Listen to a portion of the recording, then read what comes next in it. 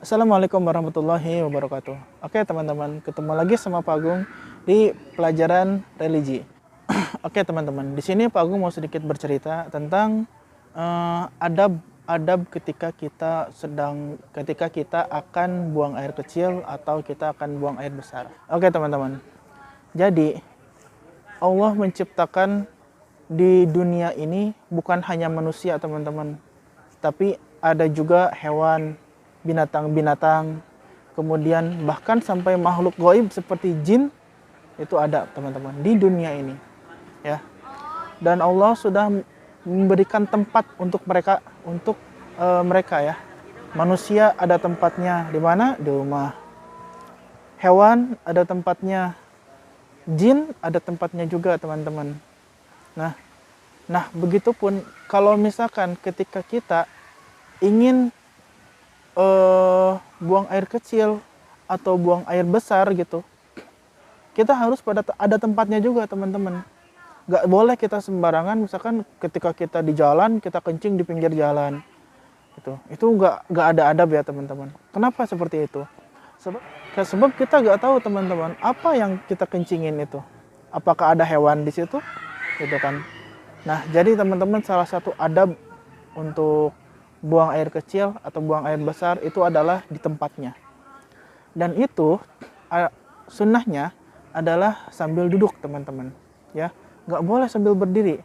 Tapi kemudian ada pertanyaan ke Pak Agung nih, Pak Agung, aku pernah ke mall, udah gitu aku nemuin tempat kencing, tapi tempat kencing itu berdiri, ya. Oke teman-teman, Pak Agung bakal jelasin. Ada satu alat ya, namanya itu urinoir ditulisnya ya. Nah, itu adalah alat yang digunakan untuk buang air kecil laki-laki ya. Dan digunakannya itu sambil berdiri. Nah, gimana hukumnya teman-teman?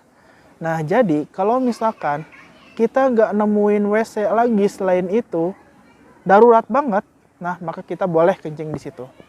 Tapi kalau misalkan nggak ada, kalau misalkan masih ada, kalau misalkan masih ada tempat buang air kecil selain di situ, maka kita dianjurkan untuk buang air kecil di WC yang duduk ya teman-teman. Kenapa seperti itu? Sebab itu membedakan antara manusia sama binatang. Kalau binatang pipis mereka sambil berdiri teman-teman. Kucing sambil berdiri. Kuda sambil berdiri. Gitu. Kalau misalkan manusia, kita kencing sambil berdiri, apa bedanya kita sama binatang? Nah, itu teman-teman, itu membedakan antara manusia sama binatang, gitu. Oke, selanjutnya materi yang kedua ini teman-teman adalah mendengarkan orang lain, ya. Mendengarkan orang lain. Jadi seperti apa ya mendengar hukumnya? Adab-adab ketika kita sedang belajar. Adab-adab ketika kita sedang ada orang tua yang sedang berbicara di depan kita, gitu. Nah, di sini teman-teman, Pak Agung akan sedikit bercerita. Pada zaman Rasulullah Shallallahu Alaihi Wasallam, ketika sahabat waktu itu sedang berkumpul bersama Rasulullah, kemudian Rasulullah menyampaikan suatu materi, menyampaikan suatu ilmu, sahabat tidak pernah sekalipun memotong pembicaraan Rasulullah. Sahabat dengarkan. Apa yang Rasulullah ucapkan, apa yang Rasulullah katakan, sahabat dengarkan. Nah, apa hasilnya dari perbuatan sahabat itu? Akhirnya, para sahabat yang mendengarkan Rasulullah, ucapan mereka ya sampai ke kita. Jadi, segala sesuatu yang dikatakan Rasulullah itu disebut dengan hadis, ya teman-teman. Nah, hadis ini didengar oleh sahabat, terus sahabat sampaikan lagi ke sahabat yang lain, terus disampaikan turun-temurun sampai ke kita, gitu. Nah, itu teman-teman, manfaat ketika kita mendengarkan orang ya yang sedang menyampaikan ilmu kepada kita. Nah, makanya teman-teman, ini buat pelajaran buat teman-teman semua ketika teman-teman sedang belajar lewat Zoom ya, dengan para fasil atau misalkan dengan guru English ya. Kalau misalkan fasil atau guru-guru itu sedang menjelaskan materi, teman-teman alangkah baiknya untuk diam dan mendengarkan. Sebab apa?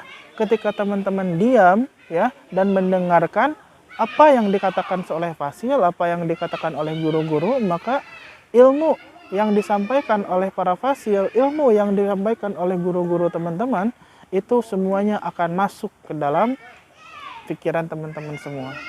Dan akhirnya teman-teman semua akan menjadi orang yang pandai, orang yang pintar, ya. Jadi teman-teman harus mendengarkan ketika orang sedang berbicara dan harus diam. Coba dipraktekkan ketika nanti teman-teman sedang belajar. Ketika teman-teman sedang belajar, teman-teman praktekkan di depan orang-orang lain. Teman-teman diam, nggak ada yang berbicara. Kecuali ditunjuk sama fasilnya, misalkan, oke, silakan berbicara teman-teman. Boleh acungkan tangan terlebih dahulu, kemudian di situ teman-teman boleh berbicara. Oke, seperti itu teman-teman, adab-adab berbicara. Banyak pelajaran yang bisa kita ambil ketika kita mendengarkan guru kita sedang berbicara, guru kita sedang menyampaikan materi gitu. Nah, sekian untuk video kali ini. Mudah-mudahan ada manfaatnya buat teman-teman. Jangan lupa komen kalau misalkan ada yang kurang paham dari materi ini, boleh di komentar ya. Jangan lupa tekan tombol subscribe di pojok kanan bawah ya. Oke teman-teman, sekian dari Pak Agung. Assalamualaikum warahmatullahi wabarakatuh.